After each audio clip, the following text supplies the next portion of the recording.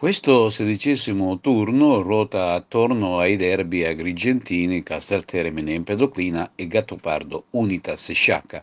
Gli esiti di questi due match potrebbero rideterminare l'alta classifica, anche se appare chiaro che sia Casteltermine che Unitas Sciacca alla vigilia viaggiano con i favori del pronostico.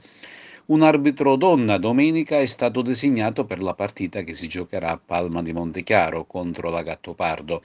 Si tratta di Anna Frazza che proviene dalla sezione di Schio. A Casteltermini dirigerà invece Gianluca Livigni di Palermo, coadiuvato da Roberto Cusimano e Giuseppe Di Marco, entrambi di Palermo.